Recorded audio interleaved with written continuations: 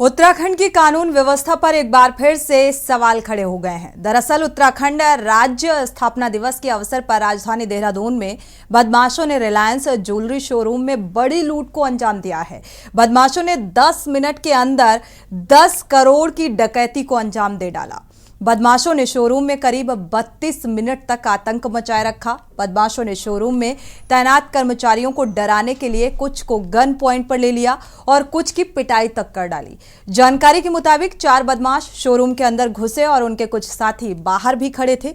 बताया यह भी जा रहा है कि शोरूम के कर्मचारी ग्राहकों के पहुंचने से पहले ही गहने व्यवस्थित कर रहे थे और इसी दौरान सुबह करीब 10:24 पर नकाब पहने 4 लोग अंदर गए। ज्वेलरी शोरूम में दाखिल होते हैं बदमाशों ने सबसे पहले सिक्योरिटी गार्ड को अंदर खींचने के बाद शोरूम में पूरे स्टाफ को हथियार के बल पर बंधक बना लिया। सबके मोबाइल फोन अपने कब्जे में ले लिए। कुछ ने विरोध किया तो पिटाई कर दी। बदमाशों ने सब कुछ समेटने के बाद वहां से रफू चक्कर हो लिए।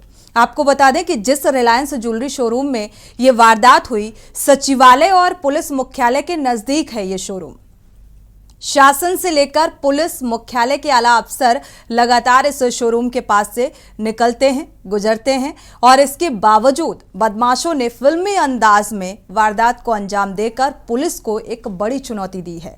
वहीं देहरादून की सबसे बड़ी डकैती पर सीएम पुष्कर सिंह धामी सख्त नजर आए। उन्होंने गहरी नाराजगी व्यक्त करते हुए इस मामले के जल्द से जल्द खुलासे के निर्देश पुलिस अधिकारियों को दिए हैं और इस घटना के सामने आने के बाद विपक्ष ने कानून व्यवस्था के बहाने सरकार पर निशाना साधना शुरू कर दिया है और आज इसी मुद्दे को लेकर चर्चा करेंगे। पहले आपको रिपोर्ट दिखाते हैं।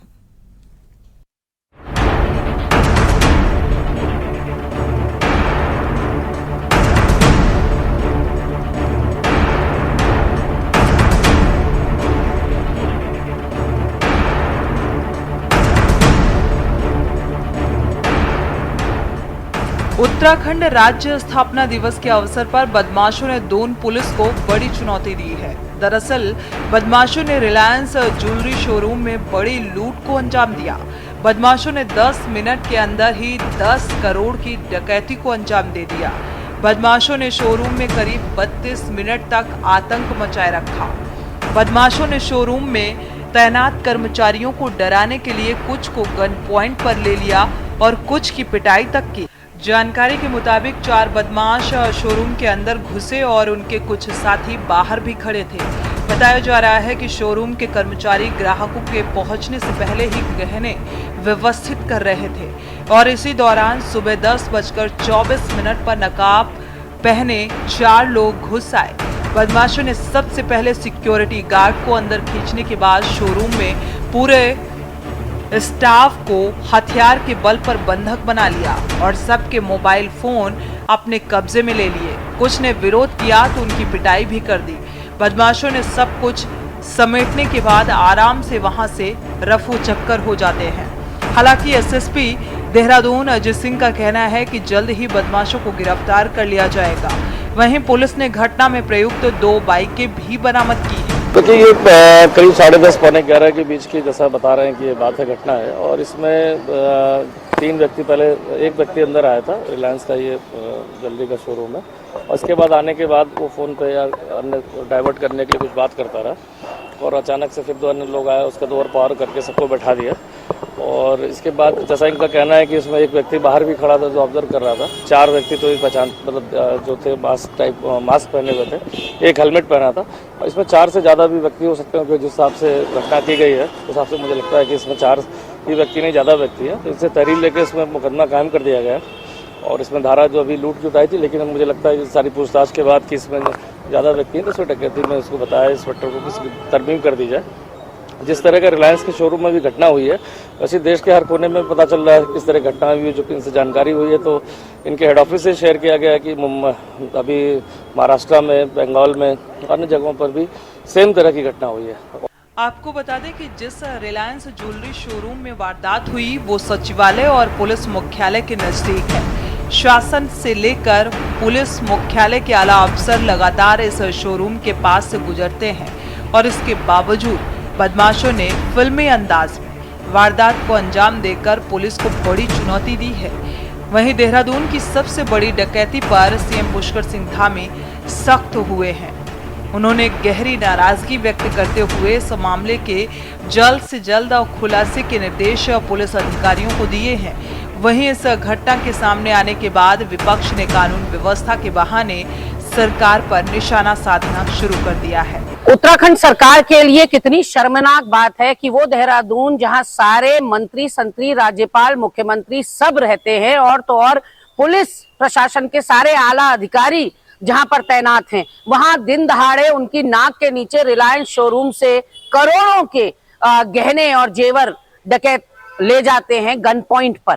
ऐसे में मुख्य विपक्षी दल कांग्रेस पार्टी बहुत लंबे समय से इस बात को कह रहा है कि प्रदेश में कानून व्यवस्था पूरी तरह से पटरी से उतर चुकी है, लेकिन कोई इस तरफ सुध नहीं ले रहा है, ध्यान नहीं दे रहा है। और आज ऐन दिवाली के वक्त रिलायंस शोरूम में इतनी बड़ी चोरी बताता है कि देहरादून के लोगों का चैन और आराम बहुत जल्द खत्म होने वाला है, क्योंकि पुलिस प्रशासन की ये नाकामी है कि उनके सामने दिन दहाड़े इस तरह से डकैती हो रही है।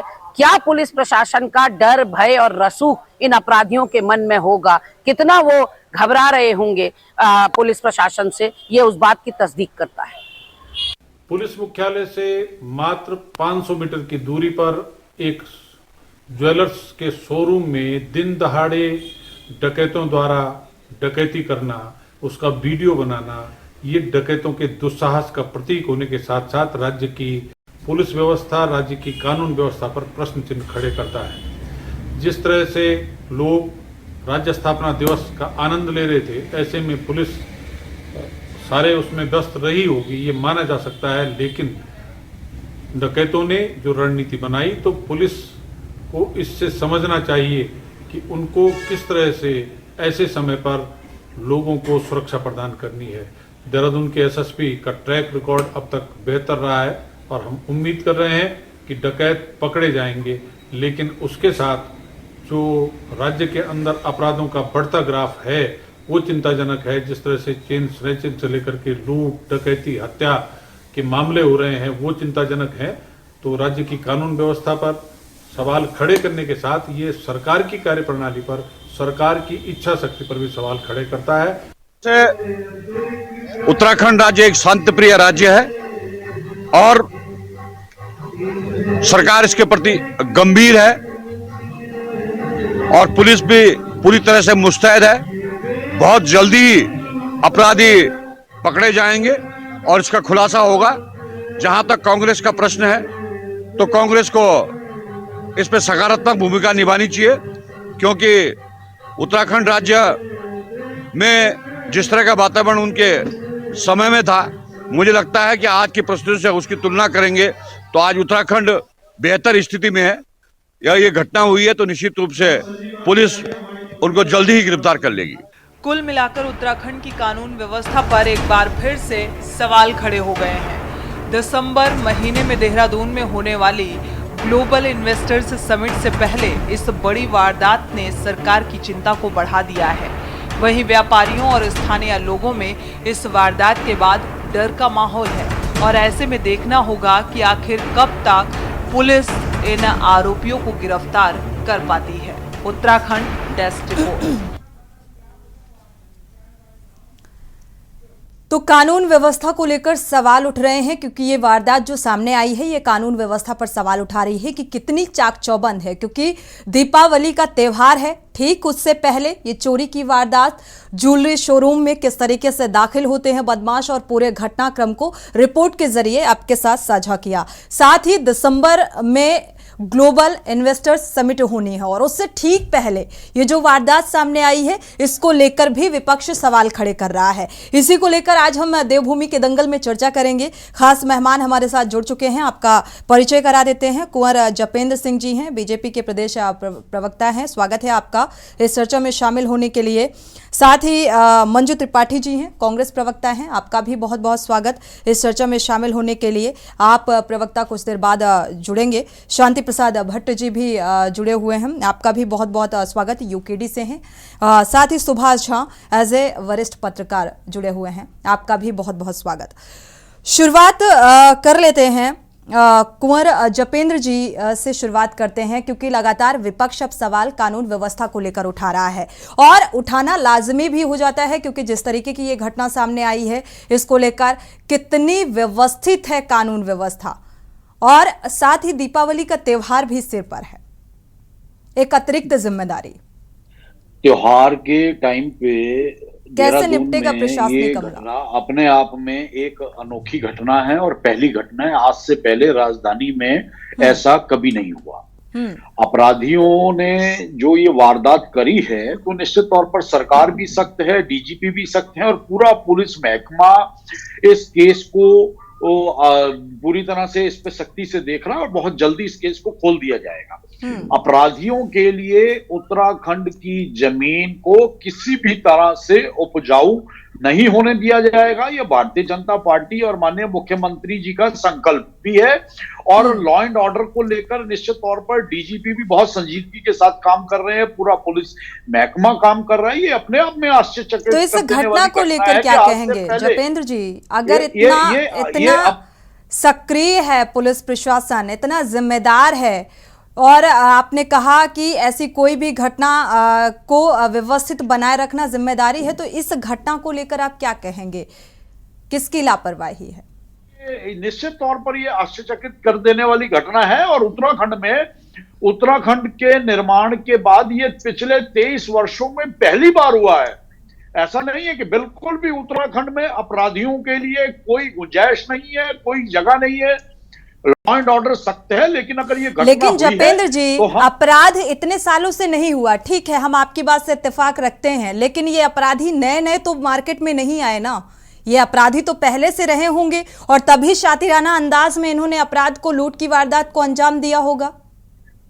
अपराधी कितने भी होशियार हों, कितने भी खतरनाक हों, उत्तराखंड की पुलिस पे हमें भरोसा है और अपने पुलिस निष्ठावान कर्मठ पुलिस अधिकारियों पे भरोसा है। तो बहुत जल्द ही ये खबर आने वाली है, बहुत जल्दी इसका खुलासा, सुराग मिल चुके हैं पुलिस विभाग को, बहुत जल्द ही गिरफ्तारियां होकर इस केस का खुलासा होने जा रहा है और भविष्य में ये सुनिश्चित किया जा रहा है कि अपराधियों की हिम्मत ना हो कि उत्तराखंड में और राजधानी में इस तरह की वारदात को अंजाम देने की अपराधी सोचे। ठीक है, हम मंजू त्रिपाठी जी का रुख कर लेते हैं। मंजू त्रिपाठी जी, आप इत्तेफाक रखती हैं इस बात से, जो लूट की वारदात सामने आई? अभी तक हम यूपी की कानून व्यवस्था का जिक्र करते थे और कानून व्यवस्था को लेकर सवाल उठाते थे, लेकिन उत्तराखंड से जो ये घटना, लूट की वारदात सामने आ रही है, जैसा कि जपेंद्र जी कह रहे हैं, इतने सालों में ये पहली बार ऐसी वारदात सामने आई है और विपक्ष इसे शर्म की बात करार दे रहा है। देखिए, बहुत ही शर्मनाक घटना हुई है इस देवभूमि में, जो अपनी शांति के लिए जाना जाता था, जो एजुकेशनल हब है, जहां पर IMA, आपका FRI, बड़े बड़े मुख्यालय, अधिकारियों के मुख्यालय हैं यहाँ पे, और तो और 500 मीटर की दूरी पर पुलिस मुख्यालय है। हार्ट ऑफ द सिटी में इस तरह की वारदात हो रही है। ऐसी दयनीय कानून व्यवस्था है और यह सब उस समय हो रहा है जब उच्च स्तर की सुरक्षा VIPs के लिए पूरे शहर में तैनात आते हैं। जपेंद्र जी, सुन लीजिए पहले। इससे बड़ी शर्मनाक घटना आज तक इस देवभूमि में नहीं है। विपक्षी क्या, पूरे राज्य की, देहरादून की और राज्य की क्या कहें, मैं विश्व स्तर पर ऐसी घटना जो है देहरादून को पूरा शर्मसार कर रही है कि सरकार के नीचे से और पुलिस के नीचे से इतनी बड़ी वारदात हो गई और कोई पकड़ नहीं पाए और उनकी क्या व्यवस्था थी। इसलिए जो है यह सब क्यों हो रहा है, मर्डर हो रहा है, बलात्कार हो रहा है, अंकिता हत्याकांड देखे, आप सब सरकार की यह सब चीजें क्यों हो रही, बेरोजगारी दर बढ़ रही है, यह सब सरकार की असफलता को दर्शा रहा है। और ठीक है, मुख्यमंत्री जी को इन्वेस्टर मीट करने से ही फुर्सत नहीं है, क्या कर रहे हैं क्या नहीं कर रहे हैं कुछ मालूम नहीं है। तो ठीक है, दिसंबर से पहले, वाकई दिसंबर में इन्वेस्टर समिट होनी है और उससे पहले ये घटना सामने आती है। इसको लेकर, कानून व्यवस्था को लेकर आप लोग सवाल उठा रहे हैं। जपेंद्र जी, इस बात का जवाब दीजिए, आगे बढ़ते हैं। शर्म आनी चाहिए विपक्षी दलों को कि ये राजनीति का मौका नहीं है। उत्तराखंड में ये पहली घटना हुई है और इस पहली घटना के बाद क्या उत्तराखंड हम सबका नहीं है? जपेन जी, विपक्ष का काम है जो सवाल उठाना, तो वो तो सवाल उठाएगा, सजेशन देगा, सुझाव देगा, मानना ना मानना सत्ता पक्ष की जिम्मेदारी है। बीच में नहीं प्लीज, हम बीच में नहीं बोलते हैं, अब बीच में नहीं बोलना चाहिए। ठीक है जपेन जी, अपनी बात को पूरा करें। लेकिन ये राजनीति का मौका नहीं है। अगर विपक्ष इसमें राजनीति ढूंढ रहा है तो निश्चित तौर पर यह उत्तराखंडियों का दुर्भाग्य है कि उत्तराखंड के अंदर ऐसा विपक्ष है। ठीक है, विपक्ष मुक्त चाहते हैं, विपक्ष मुक्त नहीं चाहते, एक सार्थक विपक्ष चाहते हैं। एक सार्थक विपक्ष प्रदेश होता है और विपक्ष की अपनी भूमिका होती है, और जब जब विपक्ष अपनी भूमिकाओं से पीछे, अपनी जिम्मेवारियों से पीछे भागता है तो निश्चित तौर पर उसे नकारा विपक्ष की भूमिका कैसी होनी चाहिए जपेंद्र जी? देखिए, उत्तराखंड में ये अपने आप में ये पहली घटना है और इस पहली घटना के बाद निश्चित तौर पर सरकार सख्त है, पुलिस विभाग सख्त है, सरकार के लिए ये चिंता का विषय है और ये एक आश्चर्यचकित कर देने वाली घटना है। हमने शुरू में ही कहा कि इस तरह की घटना नहीं होनी चाहिए, लेकिन अपराधी लेकिन विपक्ष को मुद्दा मिल गया इसे उठाने के लिए, कानून व्यवस्था को लेकर सवाल उठाने के लिए विपक्ष को एक मुद्दा मिल गया। और राजनीतिक व्यक्ति अगर राजनीति ना करे तो ऐसा कैसे मुमकिन है, ये आप भी जानते हैं और यहाँ पर बैठे हुए सारे पैनलिस्ट इस बात को बहुत अच्छे से समझते हैं। हमारे साथ और भी मेहमान जुड़े हुए हैं, रुक कर लेते हैं। शांति प्रसाद भट्ट जी भी यूकेडी से जुड़े हुए हैं। शांति प्रसाद जी, इस घटना को आप किस तरीके से देख रहे हैं, किसका फेल्योर यहाँ पर नजर आ रहा है? मंजू जी, आप इस बात को लेकर आप बोलिएगा, प्रतिक्रिया ले लेते हैं, इसके बाद आप जवाब दीजिएगा। जी सोनी जी, बात समझने की है कि पूरा राज्य कल स्थापना दिवस मना रहा था, पूरे राज्य में हर्षोल्लास का माहौल था। ऐसे में पुलिस मुख्यालय के बगल में डकैती पड़ना ये प्रशासनिक इकाई का फेलियर है, और वो तब है जब भारत के राष्ट्रपति देहरादून में मौजूद थी। समझने वाली बात है कि राष्ट्रपति के दौरे से पहले एक हफ्ते से पुलिस सारे होटलों की चेकिंग करती है, हर उन संदिग्ध जगहों पर पुलिस पहुंच जाती है जहां से कोई गतिविधि होने की आशंका होती है। ऐसे में 23 वर्ष पूरे होने के बाद जो डकैत थे उनका इतना दुस्साहस कि वो पुलिस मुख्यालय के बगल में डकैती कर दे दिन दहाड़े, और वहां से मात्र आधा किलोमीटर पर राष्ट्रपति का कार्यक्रम। समझ सकते ही हो सोनी जी, इतनी बढ़िया कानून व्यवस्था है उत्तराखंड में, और कानून का फेलियर अगर है और इस पर अगर विपक्ष आवाज उठाए तो स्थितियां आप समझ सकते हो कि किस तरीके से विपक्ष को घेरा जा रहा है। क्या ये ना समझा जाए कि पुलिस प्रशासन का फेलियर है, योग्य अधिकारियों की अनदेखी जी, तो सरकार की सत्ता ललूप में लगे हुए उन अधिकारियों को जिम्मेदारी दी है? क्या ये इस कारण ऐसी व्यवस्था हुई है? मुख्यमंत्री का घटना के बाद अधिकारियों पे कार्रवाई न करना यह बताता है कि दिल्ली के दबाव में मुख्यमंत्री महोदय खुद लाचार हैं, वो अधिकारियों को कैसे डांटे? क्या ये ना समझा जाए? सोचिए कि जो पुलिस उत्तराखंड के मूल निवासियों के चालान काटने में, गाड़ी उठाने में इतनी व्यस्त है कि आदमी सड़क पे गाड़ी चलाना मुश्किल हो गया। वो गाड़ी अंदर बैठा ड्राइवर और ऊपर से क्रेन उठा के उसको ले जाती है। 2-2 हजार के चालान काटने में जितनी मुस्तैदी पुलिस दिखा रही है, तो क्या ये पुलिस का फेलियर ना माना जाए? जपेंद्र जी, क्या राष्ट्रपति की जान को सुरक्षा थी? क्या इस बात पर सवाल ना खड़ा किया जाए? अगर हम इन बातों को कह रहे हैं, बिल्कुल, तो कोई भी अगर ठीक बात धोनी जी, हमारा विपक्ष के नेता होने के नाते यह कहना है कि राष्ट्रपति के राज्य के अस्थायी राजधानी में होना और वहां यह घटना घट जाना, बंदूकधारी देहरादून में खुलेआम घूम रहे, और ऐसे में आप कह रहे हो कि विपक्ष जो है गलत बोल रहा है। हमारा स्पष्ट कहना है कि उत्तराखंड के अंदर पुलिस अपने आप में योग्य हो सकती है। मैं पुलिस प्रशासन की कार्रवाई पे सवाल खड़े नहीं कर रहा हूं, मैं ये भी समझ रहा हूं कि 2 हफ्ते में पुलिस इनको पकड़ भी लाएगी, मगर मैं ये कह रहा हूं कि जो पुलिस चालान काटने में मुस्तैद हो, वो पुलिस राष्ट्रपति की सुरक्षा में सेंध लग गई, समझो इस बात को। कि आधे किलोमीटर में डकैती पड़ गई, पुलिस को पता नहीं चला?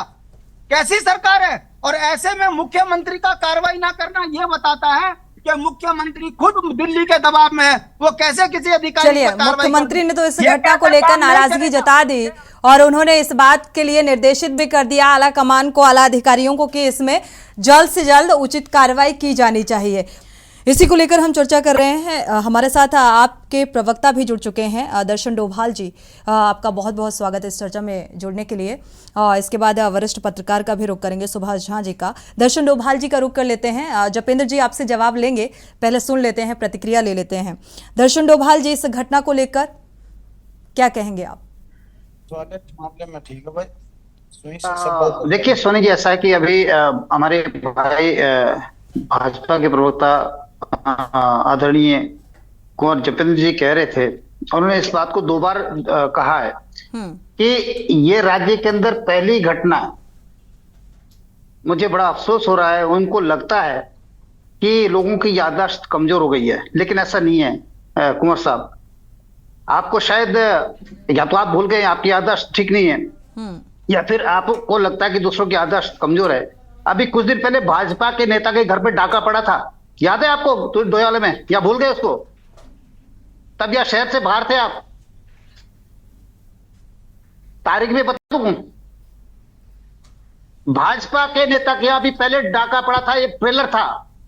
उसके बाद ये जो घटना हुई है कल, 20 करोड़ की जो डकैती हुई है उत्तराखंड के अंदर, ये ऐसे वक्त में हो रही है जब राष्ट्रपति का दौरा यहां पर है, जब सुरक्षा चाक चौबंद होनी चाहिए, जब कहते हैं कि एक परिंदा भी पर ना मार सके, कौमी का ऑपरेशन होना चाहिए था अपराधियों के लिए, तब ऐसी घटना सामने आ रही है।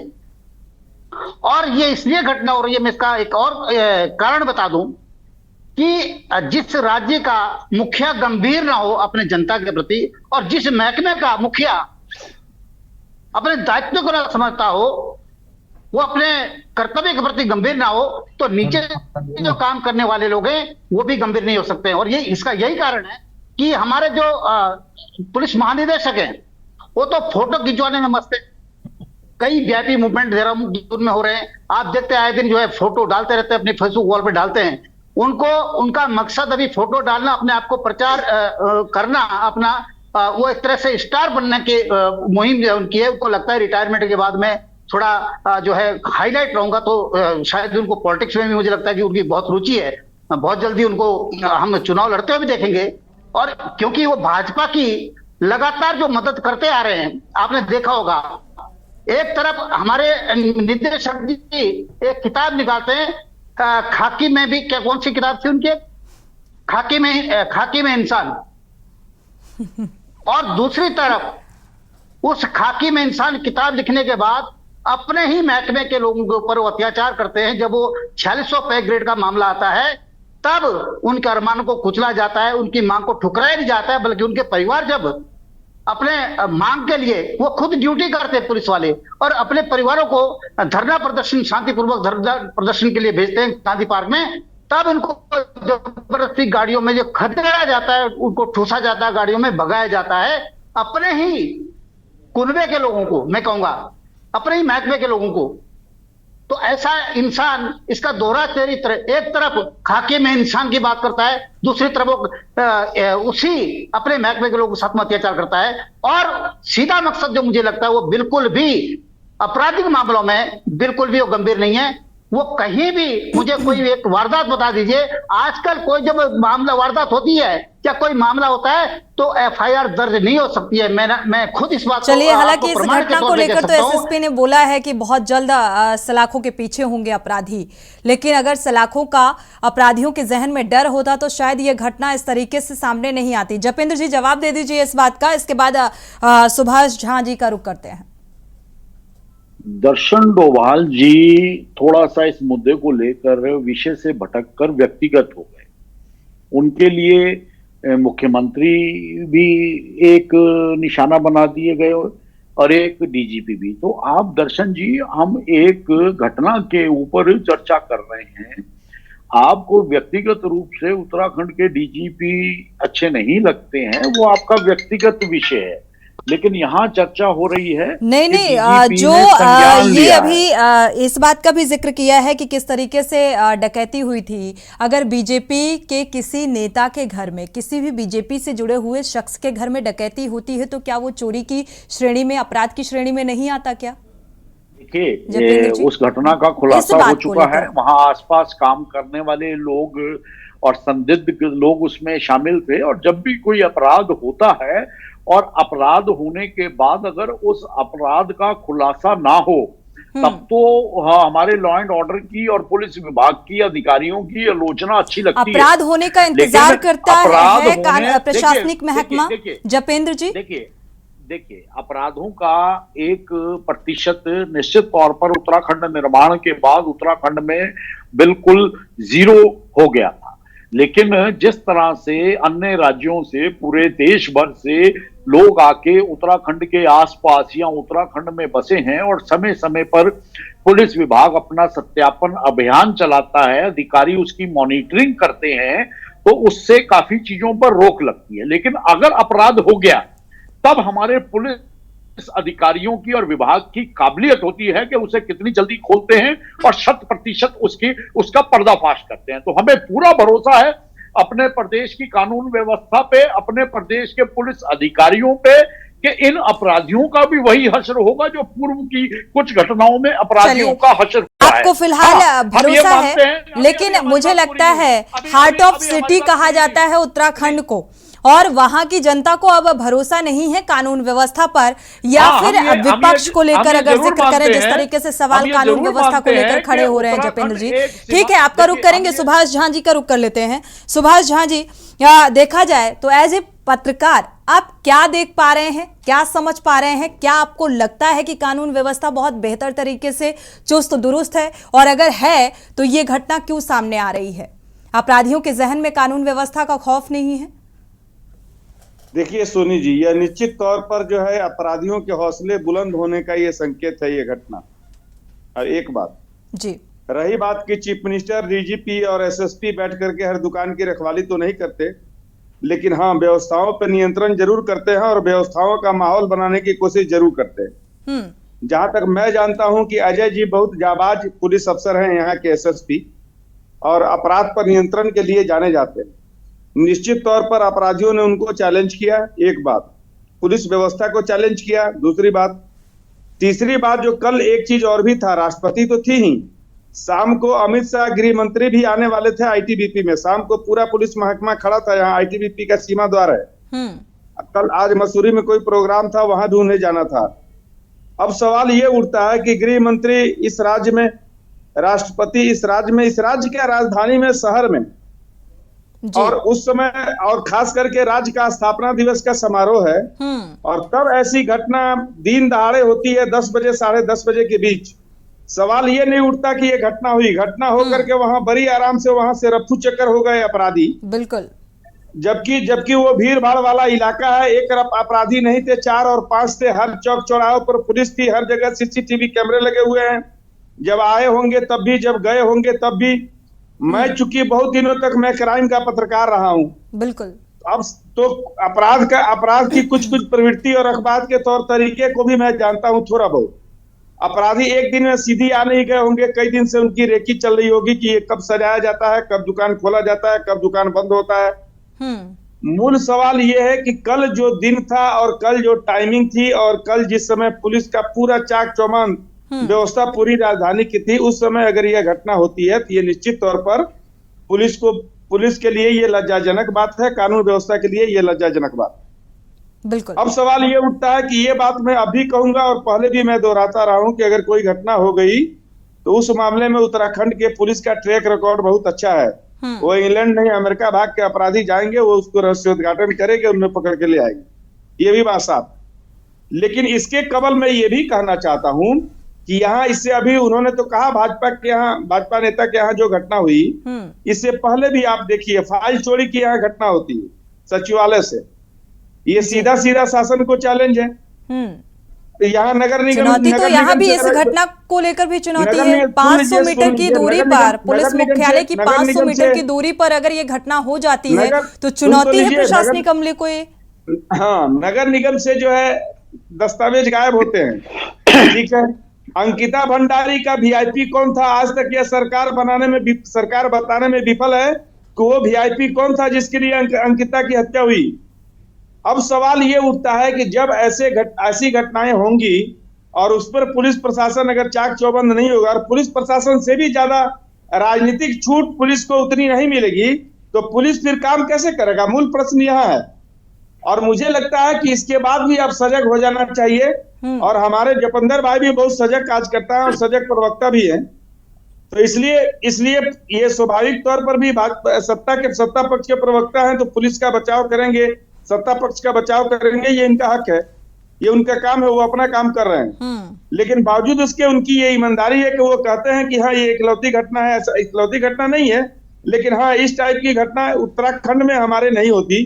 यहाँ आज भी बहुत सारे ऐसे जगह हैं दूरस्थ में जहाँ पुलिस चौकियां नहीं है, आज भी पटवारी ही थाना चलाता है या पटवारी कोई आप थानेदार मान लीजिए। इतनी ईमानदारी अभी है यहाँ। लेकिन खैर, लेकिन ये बहुत बड़ा संकेत है और इस पर लगाम लगनी चाहिए। जपेंद्र जी, क्या वाकई राजनीतिक दबाव में प्रशासनिक अमला काम कर रहा है, और क्या दिल्ली के दबाव में जिस बात का जिक्र किया गया विपक्ष की तरफ से कि वाकई उत्तराखंड के सीएम दबाव में काम कर रहे हैं? विपक्ष का सोचना बहुत अजीबोगरीब है। विपक्ष हर मुद्दे में, अगर कानून व्यवस्था की बात हो रही हो, किसी आपराधिक घटना पे हम लोग चर्चा कर रहे हो, चिंतन कर रहे हो, और ऐसे में विपक्ष अगर ऐसी बातें करता है तो ये विपक्ष का अपना एक सोचने का नजरिया हो सकता है। लेकिन निश्चित तौर पर भारतीय जनता पार्टी की सरकार और माननीय मुख्यमंत्री जी इस घटना से बहुत व्यथित हैं और पूरा पुलिस महकमा भी वो जी जान से लगा हुआ है और बहुत जल्द ही इसका खुलासा भी होने का एक समय है कि वो बहुत जल्दी इसका खुलासा हो जाएगा और भविष्य में इस तरह की आपराधिक घटनाएं ना हो, इसके लिए निश्चित तौर पर मॉनिटरिंग बढ़ाई जा रही है। अपनी जो अभिसूचना इकाई है उनमें निश्चित तौर पर जो बदलाव आवश्यक हैं या जो उन्हें और स्टाफ बढ़ाने की प्रक्रिया है वो भी निश्चित तौर पर आगे उस पर भी विचार किया जा रहा है। और भविष्य में इस तरह की घटना ना हो, कम से कम बीजेपी गवर्नमेंट और माननीय मुख्यमंत्री जी इस तरह का भरोसा दे रहे हैं तो हमें इस पे भरोसा करना चाहिए और अपने काबिल पुलिस अधिकारियों पर भी भरोसा होना चाहिए कि वो जी जान से लगे हुए हैं और घटना अगर अपराधी ने करी तो अपराधी का जो उसका अंतिम वो होगा, अंतिम स्थान जो होगा वो सलाखों के पीछे होगा। मंजू जी, आप जपेंद्र जी की बात का जवाब देना चाह रही थी पहले, और साथ ही जिस तरीके से जपेंद्र जी ने कहा कि ये घटना को लेकर जो नाराजगी निकलकर सामने आई है सूबे की मुखिया की, उसको लेकर आगे कोई ऐसा घटनाक्रम ना हो और भरोसा प्रशासनिक अमले पर भी जताते हुए नजर आ रहे हैं। वो बात अलग है कि कानून व्यवस्था को लेकर आप लोग सवाल खड़े कर रहे हैं। अब कितना सहयोग, कितनी भागीदारी यहाँ पर विपक्ष की होनी चाहिए? देखिए, अगर कोई भी सकारात्मक कार्य प्रेजेंट गवर्नमेंट करती है तो विपक्ष हमेशा साथ देता है। लेकिन आप देखिए, ऐसी शर्मसार करने वाली घटना सत्ता पक्ष का कहना है कि आप लोग राजनीति कर रहे हैं ऐसे मुद्दों पर भी। वो तो उनका काम है। देखिए, भाजपा वालों का, उन्हीं का नहीं भाई, जपेंद्र भाई की ही नहीं, इनकी नीति ही यही है कि अपनी बात को इतना फोर्सफुली कहो, चिल्ला चिल्ला के करो कि कोई दब जाए। पर जनता जो है बेवकूफ नहीं है, जनता को पता है, जनता का सरकार के प्रति विश्वास दिन प्रतिदिन खत्म होता जा रहा है। और मैं यूं कहना चाहूंगी कि वो आपने सुना होगा वो नाटक की अंधेर नगरी, चौपट राजा, टके सर भाजी टके सर खाजा, ये हाल है यहाँ के मुख्यमंत्री का। वो खाली दिल्ली में दिल्ली वालों को खुश करने में लगे रहते हैं और अपनी इन्वेस्टमेंट मीट में बिजी हैं। उनको ये सब, आप ये सोचिए कि आज मैं, जैसे अभी झा जी ने कहा कि दिन में राष्ट्रपति जी शहर में हैं और शाम को अमित शाह जी गृह मंत्री आ रहे हैं, एक एक दुकान के ऊपर आपका एक एक पुलिस है। आज दोपहर में मैं शहर से आ रही थी, मैं देख रही हूँ कि स्कूल के बच्चे तक गेट के बाहर नहीं आ रहे कि पता नहीं कब आ जाएंगे, सारी फोर्स लगी। तब बताइए कि जहां पर महिलाएं भी काम कर रही हैं, ऐसी जगह पर, वो भी राजपुर रोड पे, इतनी बड़ी घटना शर्मसार कर देने वाली इस राज्य में, इस शहर में हुई है, तो उसके लिए आप क्या कहेंगे? ये क्या महिला सुरक्षित हुई? किसी भी दुकान में आप काम कर रही है उनको बंदी बनाया गया, और यहां तक कि उनको अल्टीमेटम दिया गया कि आधे घंटे तक वो लोग मुंह नहीं खोलेंगे। आप बताइए ना, एक तो चोरी, दूसरे सीना चोरी करके आपके राजपुर रोड पे पुलिस मुख्यालय के पास से इस तरह से डकैत चले जाते हैं, इसको आप क्या कहेंगे? ये प्रश्न मैं इनके ऊपर छोड़ती हूँ। क्या कहेंगे जपेंद्र जी, जवाब दे हमारी दीजिए। कांग्रेस की प्रवक्ता बहन इस पूरी डिबेट में समझाने का क्या प्रयास कर रही हैं, बताने का क्या प्रयास कर रही हैं? इतने स्पष्ट हमारे कहने के बाद भी, ठीक है हम भारतीय जनता पार्टी के प्रवक्ता हैं, लेकिन हम एक उत्तराखंडी भी हैं और एक प्रदेश के एक जिम्मेवार नागरिक भी हैं, और हमने बहुत स्पष्ट शब्दों में पहले भी कहा और बीच में भी कहा, लेकिन अगर उसके बावजूद भी हमारी प्रवक्ता बहन को चीजें समझ में नहीं आ रही और वो एक रटे रटाए जुमले पर ही अडिग है, तो फिर कैसे विपक्ष से किस सहयोग की आशा की जाए? हमें उम्मीद थी कि विपक्ष ऐसे मुद्दों के ऊपर राजनीति छोड़कर एक सहयोगी की भूमिका में, एक जिम्मेवार नागरिक की भूमिका में, एक जिम्मेवार विपक्ष की भूमिका में सामने आएगा।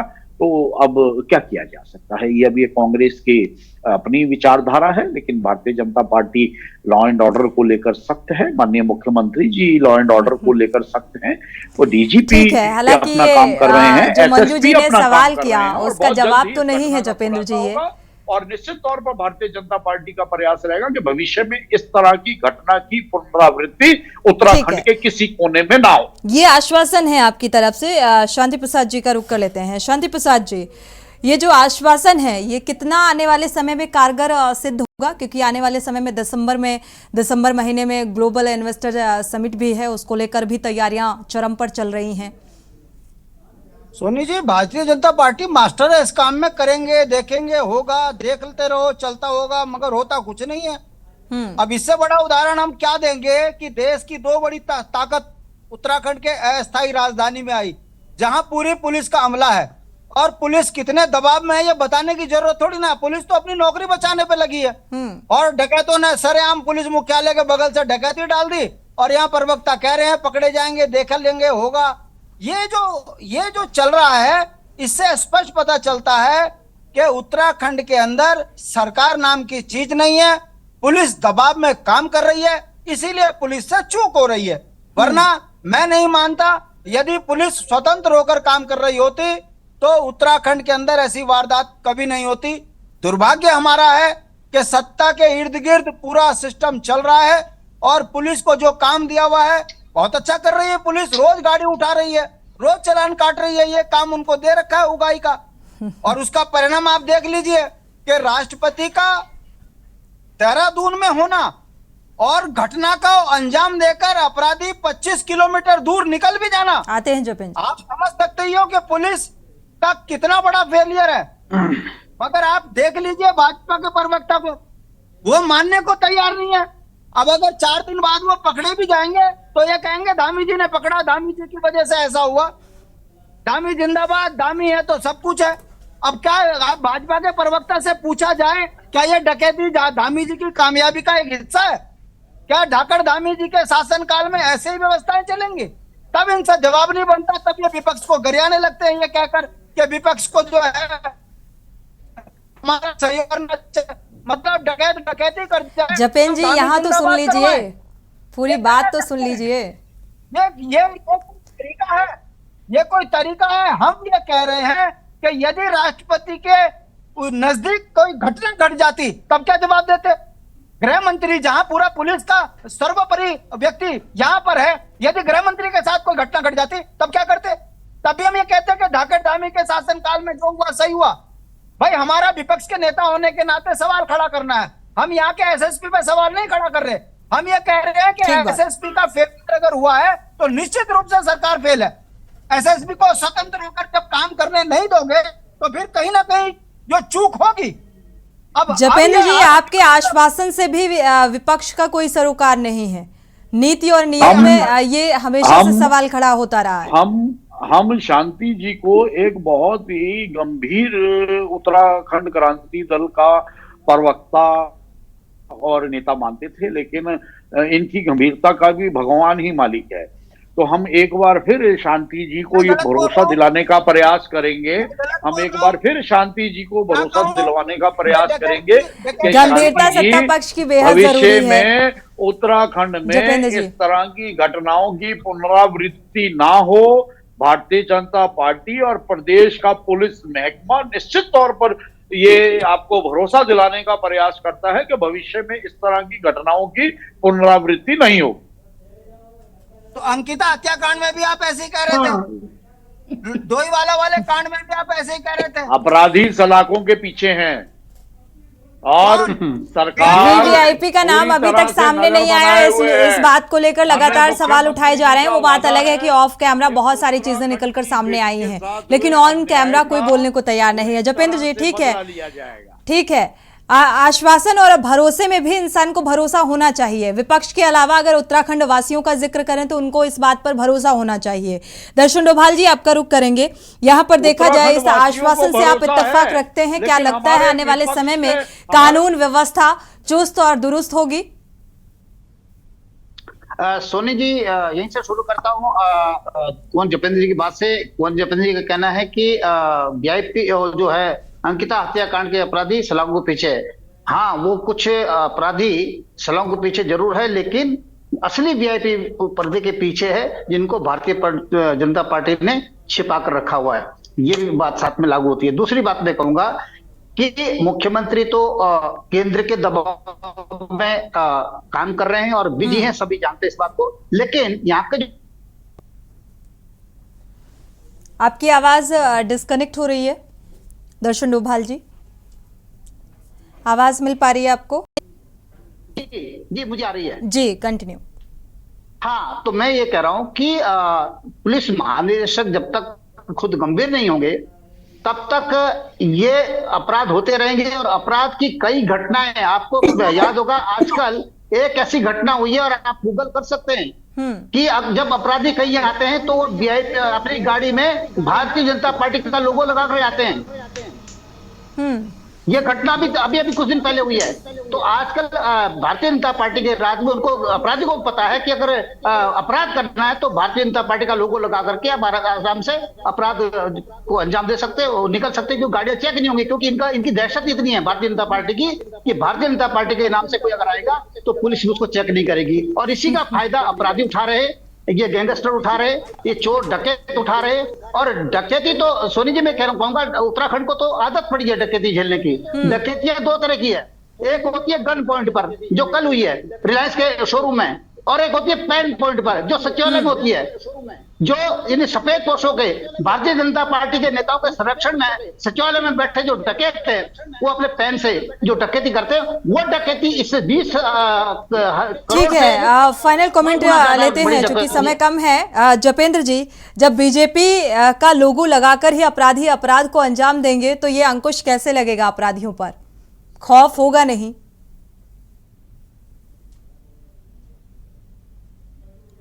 चलिए, संपर्क टूट गया है।